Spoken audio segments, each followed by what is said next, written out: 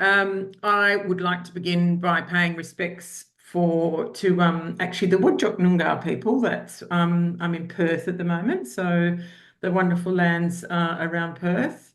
Extend our respects to our First Nation custodians and all the other parts of the beautiful country that we're in, and pay respects to elders past and present. So today we have a casual scenario, I think, because it's all up for everyone jumping in and having a chat and asking questions. We've already been sent a number of questions for Peter to answer, which is great. But do jump in at any time. Peter's going to go through a few things with us, but I've got some questions myself as well. But please, yeah, it's a casual session for everyone to get some insights and so on. But I'm just going to start out with just a little bit of background around the link for this for me, because my first serious job was actually in travel and tourism. A lot of people may not know that. And I had the wise words spoken to me when I started at the first company then, which was do as many jobs as you can in the organisation. And it set me up for learning so many different skills, experiencing different types of management, and also just seeing customers from lots of different angles and over different scenarios. So I was super hungry to learn, and I always looked to experienced managers for tips and tricks and trying to understand their story. So we are super fortunate today to have Peter Jones with us. Peter's a member of ours, and he has for 30 years or more been a real pioneer for the industry, leading his own and one of Australia's major event management companies. He's handled more than 1,500 events of all shapes and sizes across the corporate arena through public and government and private sectors. So things like the AFL Grand Final entertainment, President Cup Gala. We were just having a chat before everyone came on about a fantastic event he's doing with the Australian Open Golf. And AIM's another one that's closer to home for us that he's been involved in. So there's many, many great events. I can't even imagine all that you've seen, Peter, and all that you've learnt and experienced over the years. So to start with, it'd be really good if we could just get an abridged PJ story. And I'm also interested why the event space, what attracted you, what's made you stay. And I know you've got a few things to cover, and then we'll open up for lots of questions. And as I said, we've got a list of others to bombard you with as well. Thank you, Mel, and great afternoon, everybody. Great to be part of this. Yes, it's been an exciting journey, which is made more interesting at the moment because of the changes going through the industry and the way that when I started, what it looked like and what it is today. I'm going to take you through about a little bit of what's changed over those 35 years, but very briefly, in a nutshot. Bachelor of Economics, major in marketing, worked at 2 advertising agencies in promotions, then worked for a conference organizing company, got retrenched, walked out, and somebody said to me, you should start your own business. And that was the short version of it 35 years ago. It was the best advice I ever got. And it's one of those things where some people could do it, not doing it there. I was one of those people that took a risk and did that. And it's been the second best decision I've made in my life. My wife tells me she is the best decision I've made. And I don't disagree there, but it's been fantastic. But the good thing about something like today is that you can look back at that time and look at what the industry's meant, what it means today, what are the important changes that have happened, because it is an exciting industry to be in. And I don't think it's ever been at a more exciting time than what it is now, particularly with what it can look like moving into the future. So what I'm going to do with the great help of Amanda here is I'm going to quickly just go through. And at the end, everybody, any questions you want to ask, absolutely. But I just want to go through the last 35 years and take you from there. So Amanda, the next one. So when I started in my world is corporate public. and elements of conferences. I'm not a PCO and I'm not an exhibition organizer. And when I say elements of conferences, I owe the business events industry, was my start, because I started doing opening ceremonies, gala dinners, cocktail parties, all sorts of things for business events is how I started. And it kind of merged off into different sections to do it from there. So I'm looking at purely from an event perspective, but 90% of the events that I would do every year, I would classify are business events. And that is corporate events, award dinners, presentations, those sorts of things from there. I'm not in the personal market. I don't do weddings, bar mitzvahs and 21st. So I do the odd one every now and then, but I deliberately stayed away from that section of the market. So that's my background on it. Next one, Amanda. So back then, when we were starting, what did business events have? They had a theme. And I got away for 5 years with using 2 themes because they were all based around songs. Back then, for those who are old enough to remember John Farnham's Playing to Win and Pat Benatar's All Fired Up, you knew you were at a conference that Peter Jones was involved creatively because they were the term I go to. They were all in traditional venues, okay? They were never anything but a convention centre or a hotel ballroom. There was a paper trail a mile long. Every program was printed.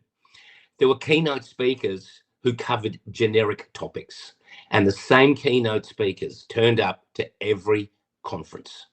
They saw them all the time. I could recite their presentations after years, and they were there because you just had to have someone talk about economics, you had to have someone talk about social things, and you'd have a sports person talk about achieving to win and goals and that sort of stuff from there. So I've heard it all. There were sponsored sessions and more gift bags than you'd find going to the Royal Show. Name badges that never actually had anywhere to hang them properly. Standard catering. When I say standard catering, everybody just took the package. There was nothing creative. There was nothing different to be able to do it. There was an exhibition area that you have to have morning tea in and lunch in and afternoon tea in. I understand why to do it. There was no such thing as risk. What I was doing 35 years ago in some of the events, I could never do now. I'm going to talk about the change there. And every presenter at these events were newsreaders. You had to have a newsreader there to go make it. That's what it was like then. And over that time, it has evolved to what it is today. Next one, please, Amanda. So I want to take you through a little bit of a survey about what's important to make an event successful. And from a guest perspective, this is a survey that was done. It was done in America. But I still think it's actually relevant for Australia. It was done by over 5,000 event companies and customers from them. They went through the key elements of an event from a guest perspective. The food and beverage, the styling, the entertainment, the audiovisual, technical, the venue, and the brand. And the brand being the client and what was important to the client from there. So I'm going to show you the next one. So what happened was where it's changed in 2006. The number one most important element was entertainment. 2, styling, so what the room looked like. 3, audio visual technical, it had, with some wham bam stuff that go in. 4 was the venue. 5 was food and beverage. That was way down the list because that was the days of beef for the boys and chicken for the chicks is what they used to call it. And 6 was the brand. So people were going to events not because of a brand experience. They were going there because it was a conference or an event, and that was what was important to them. Fast forward now, next one, to 2026. If you can click on again. Number 6, we'll go through this one by one. AV technical is at the end. As long as AV and technical works, then that's fine for them. They're not going for that. 5 is the brand. So the brand has actually come up, and I'll explain why I think it actually should be higher than that. Number 4 is styling. Okay, hasn't moved that much on that one. Number 3, food and beverage has had a huge rise in importance. Number 2, the venue. And I'll come back to why the venue is so important now and what's changed. And number 1 is still entertainment. Okay, so that's what the survey said. So what that means is if I was given a fixed amount of money for an event, to say doing a gala dinner I would not spend all my money on decorating the room. I wouldn't spend it all on some AVs that was so tech and you had all these lights you didn't need. I would still put it on entertainment, because what happens on Monday morning when you get back into the office, no one says, did you see the flowers on the table? They all talk about, wow, they had X perform, and did you see that? So I have always gone into the world of invest more in your entertainment for these sort of events. That will gather the greatest response. Now, that's okay from a guest perspective. We can click one more. Then you've got the client's perspective of what's important to them, and how do they rank it. So 5 for them is business development, unless it's an absolute blatant sales job to do it. Number 4 for the client is staff engagement. That's grown and grown even more. 3 is risk. Didn't even appear there, but clients are becoming more conservative now, what they will and won't do. And even to the point where some acts now, I've seen them knocked back because they have a political bias, and clients will not necessarily take risks on something to do from there. Number 2 for them, it's brand enhancement and recognition. This has risen, particularly in the last 10 years, all to do with social media. And number 1 that they have for their thing is value for investment. Okay, so clients are still spending. What they're doing now, and I'm sure you'll all agree, they're going, well, why are we spending $150 on a centerpiece when I can spend 50? Why am I putting my money in there? What am I going to get in return? So we've seen clients now go, okay, I've still got X amount to spend, but we need to spend it in an area that's going to give us better value. I've seen so many events, and I've sat there with clients who have wasted money. Absolutely gone. And I've gone, guys, you're wasting your money here. And the best example I gave many years ago was a client. There was a small dinner for 100 people. They would have spent on 10 tables $1,000 on the floral centerpiece. And they had this amazing centerpiece that came out of the table and went up so high from there. And I said, I know what's going to happen. And as soon as everybody sat down, they said, move the centerpiece. I can't see across the other side of the table. And those centerpieces were wasted. So there's a very small example of how money was not spent. At the end of the day, and they put on a band that was basically terrible. So again, you've got to go. Part of your role here is to advise the client. This is where you're going to see the best value for your particular event from a client's perspective. Next one, Amanda, if we can. So how do you then create an event that matches both the client and the guest's expectations? Where is the overlap that actually makes it work for the client and for the guest? And if you can get that formula and that mix right, it's important. Mind you, that formula, there is no actual, it's got to be this way and this way, because every event you design is totally different, because clients will have different expectations to be able to do it. Next one. So what's changed in that time, and why the arrival of the celebrity chef? That's why food and beverage has gone up. No longer am I getting the beef and the chicken. I need something that's different, because why? We see what others are eating and the value there. So that's gone up. The wider variety of entertainment options. No more 3 singing waiters, which was the go-to act about 15 years ago and appeared at every business event. No disrespect to them, but there are so many other options now that are out there in variety to be able to do it. Clients' expectations and budget. First thing I'll say to them is, okay, what do you want out of this? And they'll tell us various different things from there. So again, their expectations grow because what they see socially. The branding over the overall experience. This is such a huge change. And mainly because people's brands are represented now at these events, but it's what goes on outside those events through there. Social media and influencers probably had the biggest impact. And I'll talk more about there. And the increased awareness of the latest international trends. So what happens is we get clients coming saying, Peter, look at this video. This is what they did in New York. Have a look at this. What can you do there? Because they're seeing not just what happens in their particular state or their particular industry. They're looking around the world for ideas to be able to do. So, guys, we just can't keep doing what we were doing 10 years ago, even 6 months ago, because the expectations are changing almost on a daily basis as to what guests and clients expect from their events. Next one, Amanda, if we can. So what are they looking for? It's an experience. And guys, that hasn't changed from 35 years ago. Okay. We still want an experience. It's got to be have relevance to what's important to you. It's got to be more personalized. It's got to be value for investment. Okay. So people say to me, oh, Peter, the event industry has totally changed in the last couple of years. Yes, it's moved the parameters, but the basic core of what we deliver of a good experience has not changed. And that's the important thing. But the big thing that has changed is we want to do one thing with that experience now that 35 years ago we had no ability to do. And that is the next one, Amanda. How do we create and deliver it? And what has changed the most is that we want to tell everybody about our experience. I'm going to show you the next picture that sums up the world we live in. 35 years ago, if Hillary Clinton was standing there, every single camera would be poised taking a photo of her without the person in it. That sums up the world we live in. Everybody wants a photo to tell their experience. So that, to me, I shudder at that. That's my daughter. I'm looking at now as the generation we're dealing with.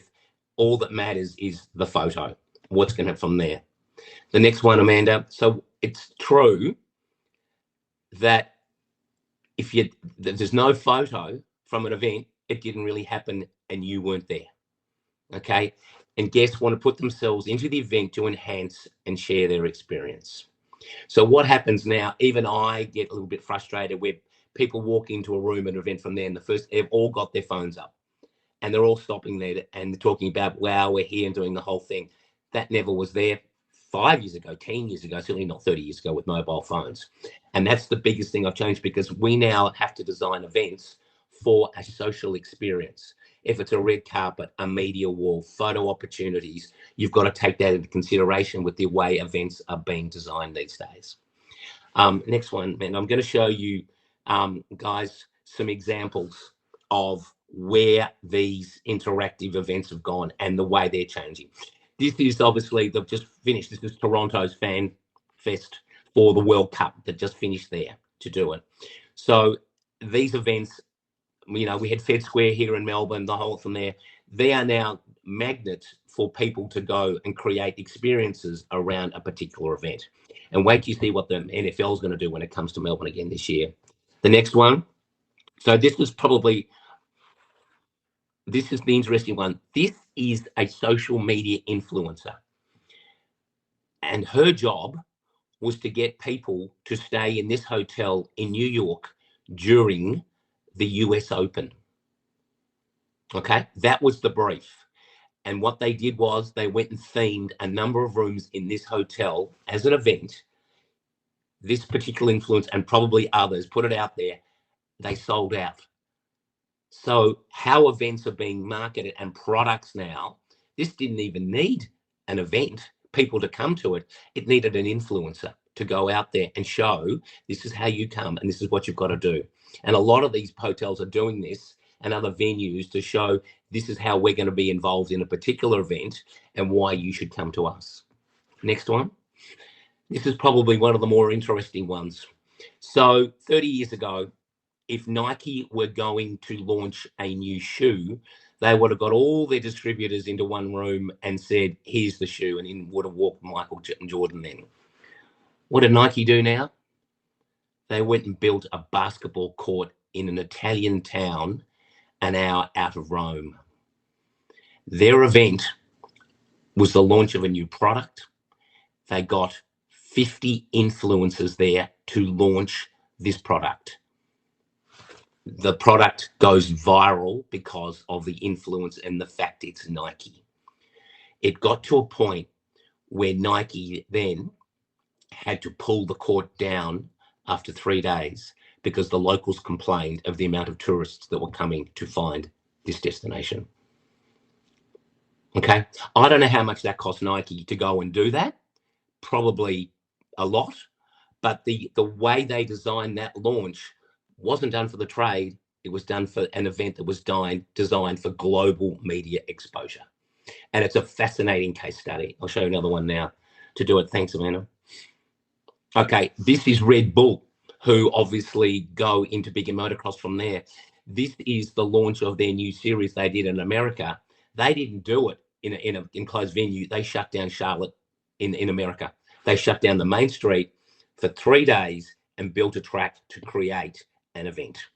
And it was all done for the public to come, and the exposure that went out from there. They had to be as disruptive as possible to create the impact that they needed for this particular event. You wouldn't have got a permit to do it in certain other places to do, but in some towns, cities, that is part of this, being disruptive and being different and having a position for your social media and your audience is important, because the people that follow Red Bull are all the sort of people that would target this sort of product from there. Next one, Amanda. Okay, this is really another interesting world of events now, where this is events and people are finding different venues. This is a house that was hired for a product launch.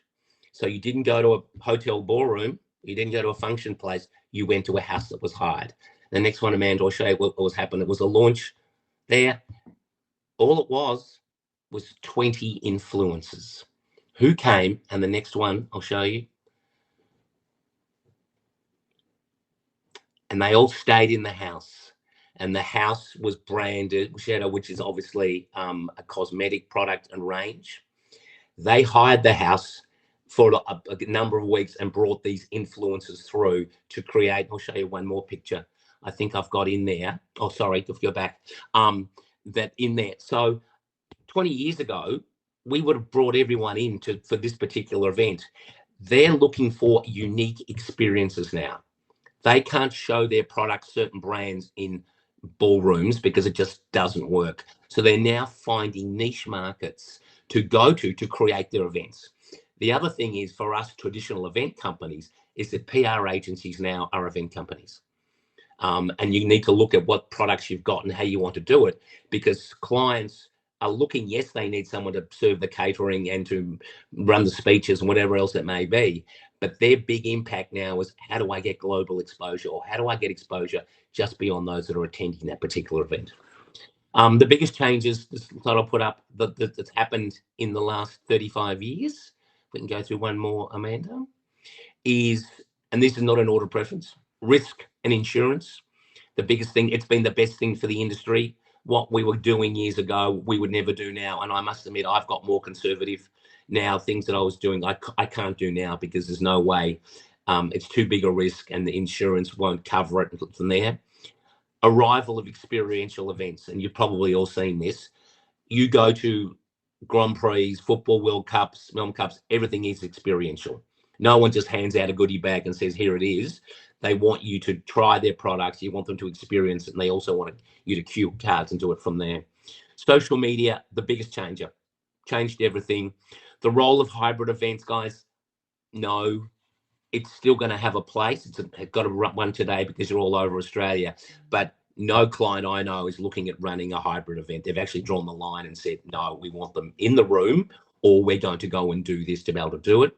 Technology. The technology now is phenomenal, the big gap. So what's happening is technology that's been used in sporting stadiums around the world will now be the next thing in the business events industry, where you will walk in to an event through a detector on your phone, and it'll say, welcome, Peter Jones. Steve's on table 55B. Here's the menu for the night. Here's what you want to do. It will all be personalized. And that's the direction we're going in, because that's what you can get in sporting stadiums. People's expectations has totally changed. People say to me, oh, Peter, I've seen this. Why can't we do that? I need you to lift those expectations. The broader appeal to different audiences. It's not just the people in the room that you invite. It's their family. It's their friends. It's their network that you are now working to get your event out there as much as possible, and how the corporate dollar is spent. Now I've seen a big change in it. I agree with it. They're looking for evidence of return on their investment. It's not just, we want to be goodwill and put a band on and have a good time. It's, how do we leverage our product, our suppliers, our customers more so than ever, and they're looking for tangible results for it from there. Next one. the next biggest challenge, obviously, and I'm sure you're going to ask some questions, AI. What does it look like? I'm actually very positive about AI, how it can have a positive impact. There are some negative stories about it, and some weird and wonderful examples. But it's like anything. It's like when technology came in. You've got to work with it, but you've got to be able to work and understand it, how it can benefit. I don't believe it's going to cut jobs out, and I don't believe it is going to disappear because of AI, to do it in the future. So I'm sure we'll talk about further than that from there. And finally, I'll go one more. And if you really want to know what the biggest change has been, that's what I looked like 35 years ago. So it's an agey business from there. I don't know what that event was, the days when they actually gave me a headset, but I don't have to wear them anymore now because of the crew do that one from there. So that is a very quick overview of 35 years, how I see the industry today, the important things in the industry, what's happened. People still want to meet, people still want to connect. The basics don't change. It's the fine tuning around it and how we do those things. That's the big thing that's changed. So I might hand it over back to Mel and Amanda there, and I look forward to hearing some questions from everybody. So do we want to have anyone put up their hands, or you can put anything in the chat if you wanted to. While people are having a think there, Peter, we might start with a couple of the questions that were sent through. First one was, what would you do now that's different if you were starting from scratch? I just wouldn't be an event company in the traditional sense of the word. I would be looking, Mel, about the most important thing is I work out what niche I want to be in. I don't believe some of the company will try and do everything to be able to do it, but I'd think, okay, this is the area I want to be in. I want to be in corporate. I only want to do festivals. I only want to do weddings. And I gear around what the industry wants in those particular areas from there. So if I was starting now, I would have the core event company, but I would also have a PR agency, experiential agency. I would be working as a combined team to be able to offer different services to a client. And I think that's what you need now, rather than trying to put it all into one house. I would try and be more adaptable than what I did when I started, but that was at a totally different time because none of those events were taking place then. Which is interesting because you do see that whole, I mean, we've talked about it the last 2 years at the conference, just the importance that's growing of partnerships and being able to collaborate well with others to get the end result, because everyone can't be a specialist in everything. No, it's true. And I think if you're good at what you do in your particular area, and then you can find other people that can add value to you, and finding there's an opportunity here, and do your research to find out what those companies are particularly needing, and to do that, they're the ones that have been successful now. But the biggest growth from an event is experiential marketing companies. They are growing and growing because clients do want that, more so than ever.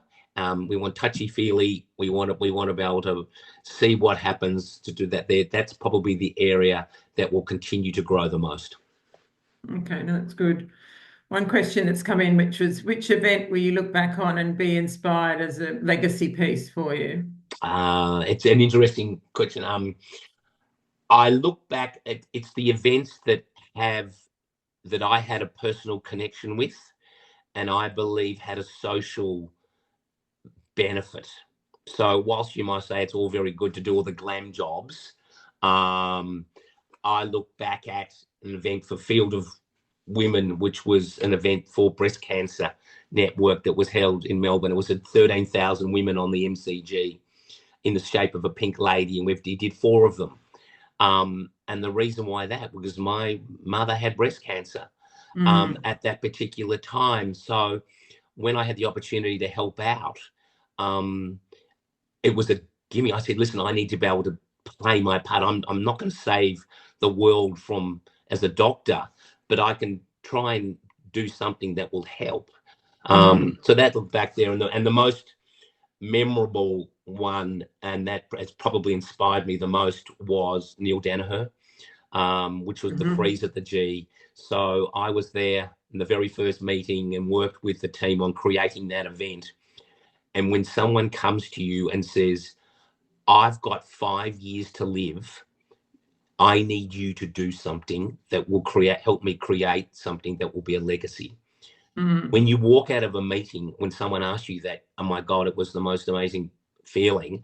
And it was the greatest thing ever to be involved, because there was someone who was inspiring, someone who didn't want to take what they were dealt with in life. They wanted to be able to contribute. So when you have events like that have a purpose beyond just making the event work, it's extremely rewarding. And I look back at that absolutely favorably. Yeah, and I think that's the part about business events that, government and other various parties don't probably grasp completely, is that business events aren't just entertainment and an experience. They're vehicles for changing policy. They're vehicles for elevating, causes. They are such a great foundation for change. Yeah, they do. You learn from, and they create that that knowledge factor, the networking, all of those sorts of things. And Mel, you can't put a price on that. You can't put a figure that's worth $10,000, and that the benefit that goes with the majority of these events, now particularly the community ones, that can add value and people want to go to. They're the ones that I have the most interest in now, and that also have a legacy, rather than just being a one-off. You're able to contribute to the benefit of community in generally across the board. I think that's really important now. Yeah, well, congrats on the M&D. The Danaher stuff's just raised so much over the years. It's been fantastic. Another one coming in from Sita. So any tips on how to convince clients on something that will raise the potential ROI when you don't have an exact quantitative ROI? So how to get them to buy into your idea and spend the dollars? It's a good question. It's a hard one. So what I have done that way is I will never go back to a client with one option and say, right, your event is this is what you want to achieve. And I'll say, okay, if we do this, this is the impact it can have. If we do that, it can move it from there. If we go out here and get these people involved and bring them in and do it that way, and I find that is the best way for them to look at what is the best value for them and where they can get the greatest return. I don't like receiving one proposal, one option. I will always go, well, what else is out there? Okay, what else can we do? What about speaking to someone? Partnerships is a really important thing, to look at where mutual benefit is from there.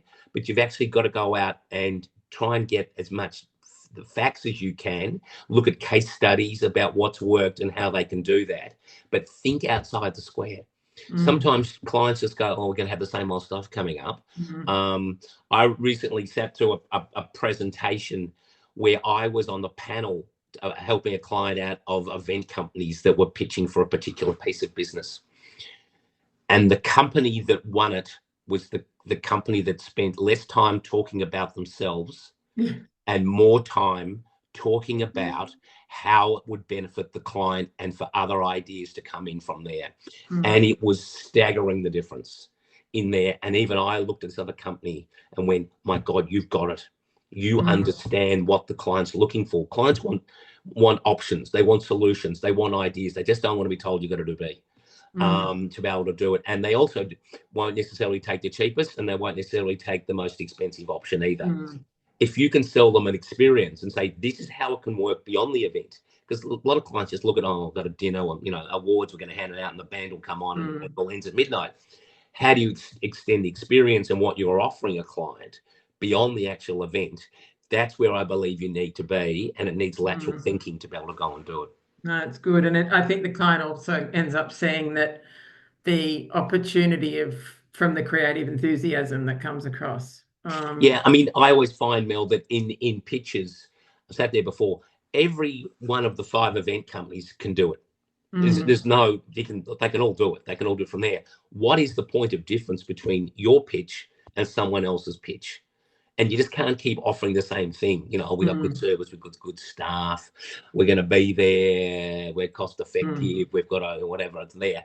That's all just part and parcel and expected now. you've got to have something that is unique. You've got to have something that takes them in a different direction they probably hadn't thought of, and to be able to show them to do it. And I think that's the key today to winning business, but winning it for the right reasons that'll benefit the client. Yeah.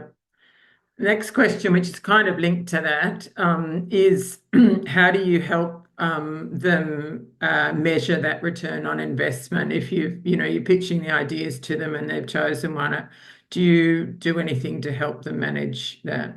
It would be a difference if they were after. Some clients just say, Peter, we need to engage with our staff more. We need events that will actually go and do that. So at the end of the day, the staff feel more engaged with what they have been from there. So how you do an ROI on that, you design a whole series. You wouldn't just do one event, you do a number of them and say this is going to happen over a period of time from there. Some of them want more sales. It's simple. I need to sell more books, whatever it may be. This is how you can do it. But I always say, guys, the event is fine, but it's all going to be part of a marketing strategy. One event's not going to all of a sudden just turn it around, unless you're Nike and you can go and do things in the middle of Italy. But how are you going to do this beyond the event? And that's where sometimes the PR company, the marketing people can all get together and actually design a program, because events are great, but they're a big part of the marketing mix. And they've got to be approached that way, rather than just, I'll just fix it with a big dance party at the end of the year and that will fix every staff problem we've got. No, they've got to think more laterally now. And I'm seeing that. And then you can gauge how you're going to get a response over a period of time.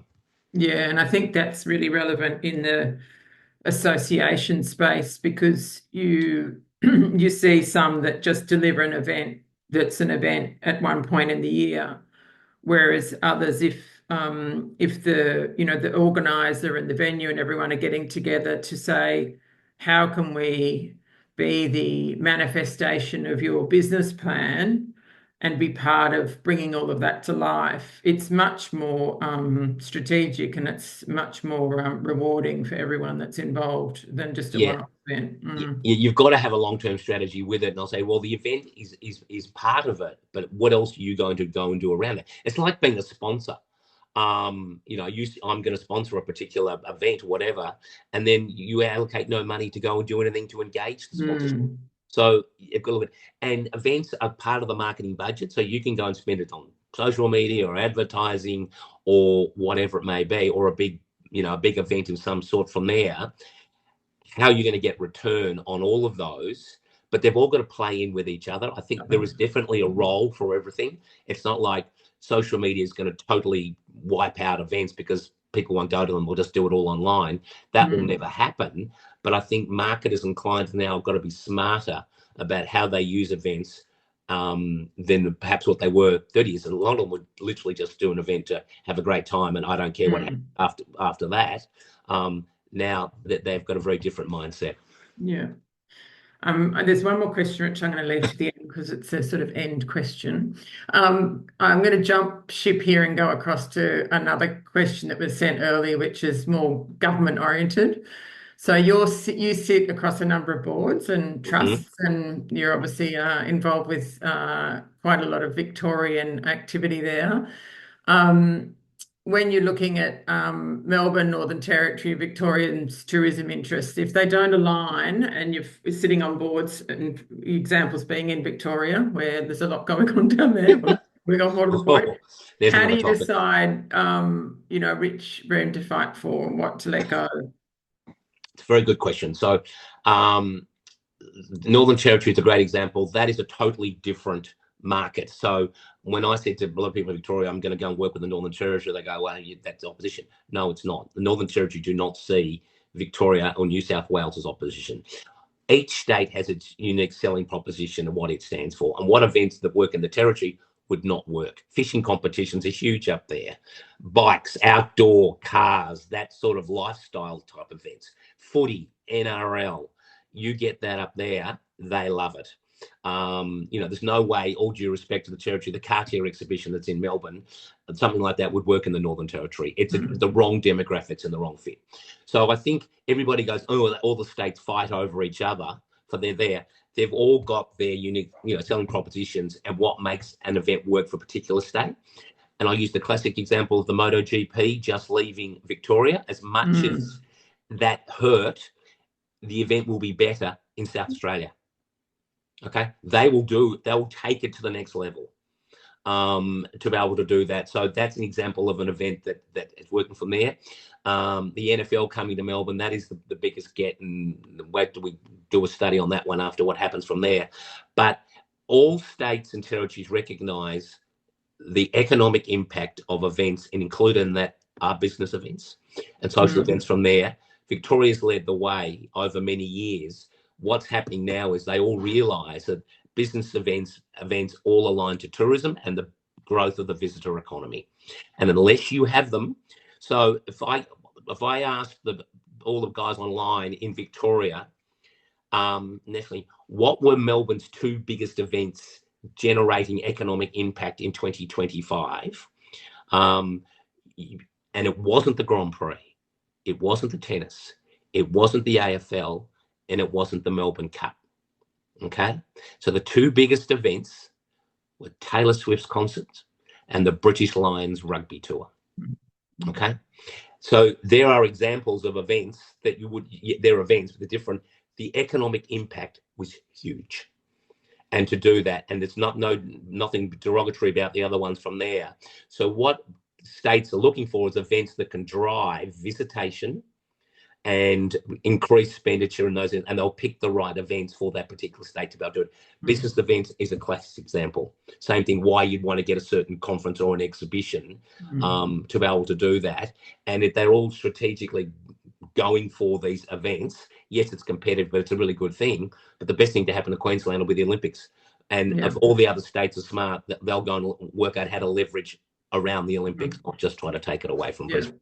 But the sweet spot on the rugby, the Lions tour, is that it's a sporting entertainment event, but a massive vehicle for associated business events. Correct. And that's where I think that sweet spot is, where the various governments and the states should be heading, is don't split the two, look at where you can combine them. So I'm just conscious of time. It's 1:45. One other question before I go to the last one on the list. Just in reference to events being recession proof, and that they always bounce back, etc. What actually do you think held the industry together through COVID, and is it still true now, and do you think we've recovered from COVID? Yeah, COVID, when we all got shut down and everything stopped, and I'd never heard of a Zoom meeting before COVID. I'd never had one. Now to be able to do it from there. So the answer is yes, we have recovered, but the industry, we haven't just gone back to the way we were doing everything before COVID. We would be silly. I think I'm one of the people that there are a lot of good things that came out of COVID, and that sounds a bit creepy, but if we can learn from the lessons of how people want to meet, how they want to get their information, how they want to communicate with each other, the value, I think that was another thing that was taken for granted, where international conventions, sporting events, they were just there. And when they weren't there, people went, oh my God, how much do we rely on those particular events to generate the business from there? So I think events have come back in a different form. People still want to make, there is no doubt that you're not going to go to a hybrid event if there's a compelling reason for you to turn up personally, to connect, to liaise with people, speak sponsors. People want that to be able to do it. So I think the industry has changed tact, but it's for the better. And I think that was inevitable. All I believe is COVID brought that 5 years earlier than what it would have been, and it was a catalyst for this change. But you can't go back and change the past. We've got to work with what we've got now, but make it work for everybody, and I think that's a positive. Yeah, and I think when we obviously went through a bit of a hiccup earlier on this year with the fuel crisis, which still isn't ended, but when we did the roundtables with all the members around Australia, it was interesting how many people were saying they were pulling out their COVID plans, but also how so much stronger relationships were that were built through COVID to get through it that they could leverage or lean back on during the fuel crisis, which pre-COVID they didn't have. They didn't have that collaborative nature or that desire to sort of help each other out, even if they're in a competitive environment. Yeah. Well, one of the good things out of COVID was the birth of ABEA. What we found during COVID, and I was in Victoria then, we had a business events advisory committee. All we were interested in what was happening in Victoria. And every state had its version, and there was no national body that we could turn to who could work from there. So I think all the states learned a lesson. ABEA obviously is formed from there. And the good thing out of it is working with governments now is the value of events in general, including business events and sporting events, cultural events, to the visitor economy. And so that is jobs. That's hundreds of thousands of jobs. And I think what we as an industry need to do is look at it not just as another meeting or another soccer tournament. It's how many jobs do we create and keep in place simply because we're running events, and the economic impact that goes all the way through that. We need a wider lens to look at it and not be so insulated. A classic example is the NFL game coming to Melbourne. Okay, the government had put money in. The money for that event did not come from the Major Events Fund. It came from the Economic and Business Development Fund from the Victorian government. Because the business case was made, if you spend X millions of dollars, you will get this return. And it just happened to be a game of American football. It could have been a World Congress. It could have been something like that. And that's where we need to be as an industry, is going, we are economic benefit. You invest in us, we'll do the right thing and create jobs. Yeah. Excellent. Thank you, Peter. One last question, which sounds a bit ominous, but when am I going to die? Fun. Someone asked, which event will be your last? Oh, okay. So theoretically, it's the end of this year, unless there's something that comes up that I really want to go do from there. The time you've also got to, you just get to a point where you go, it's the next generation coming through. And I'm the perfect example. In 7 years' time, Mel, there'll be no baby boomers at business events. Okay.